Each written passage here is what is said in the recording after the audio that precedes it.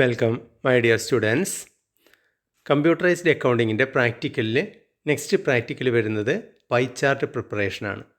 എങ്ങനെ pie chart തയ്യാറാക്കാമെന്ന് നമുക്ക് നോക്കാം. നമുക്ക് തന്നിരിക്കുന്ന ക്വസ്റ്റ്യനിൽ ഒരു ടേബിൾ തന്നിട്ടുണ്ട്, അത് പ്രകാരമാണ് പൈ ചാർട്ട് തയ്യാറാക്കേണ്ടത്.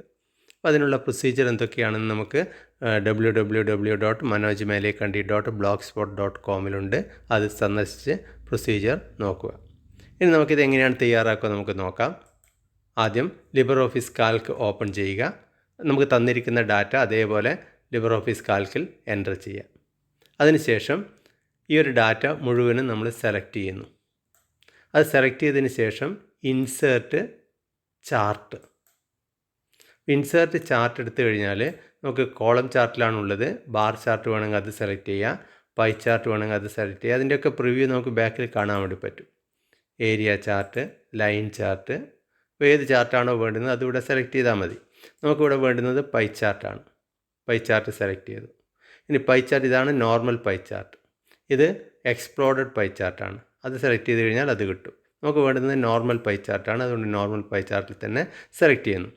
ഇനി ഇത് 3D ലുക്കിൽ കാണണമെങ്കിൽ ഇവിടെ 3D ലുക്ക് എന്ന് കാണുന്നുണ്ട്, അത് ടിക്ക് ചെയ്യാം. ഇപ്പോൾ പൈ ചാർട്ട് 3D ലുക്കിൽ കാണും. ഇപ്പോൾ ഇത്രയും ആയിക്കഴിഞ്ഞാൽ നെക്സ്റ്റ് ക്ലിക്ക് ചെയ്യാം. നെക്സ്റ്റ് ക്ലിക്ക് ചെയ്ത് കഴിഞ്ഞാൽ ഡാറ്റ റേഞ്ച് നമ്മൾ ഓൾറെഡി സെലക്ട് ചെയ്തതാണ്, അതുകൊണ്ട് അത് മാറ്റമൊന്നും വേണ്ട. പിന്നെ ഡാറ്റ സീരീസ് ഇൻ റോസിലാണ് ഡാറ്റ സീരീസ് കൊടുത്തിരിക്കുന്നത്.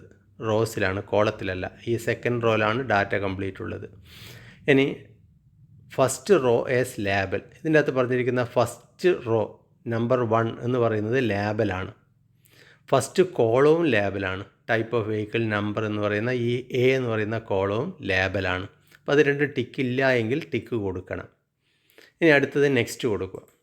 നെക്സ്റ്റ് കൊടുത്താൽ വീണ്ടും നെക്സ്റ്റ് കൊടുക്കുക. ഡാറ്റ സീരീസും ഇതൊക്കെയാണ്, അത് നെക്സ്റ്റ് വീണ്ടും കൊടുക്കുക. അപ്പോൾ ഇവിടെ ടൈറ്റിൽ ടൈപ്പ് ചെയ്യാനുള്ള സ്പേസ് ഉണ്ട്, അവിടെ ടൈറ്റിൽ ടൈപ്പ് ചെയ്യാം.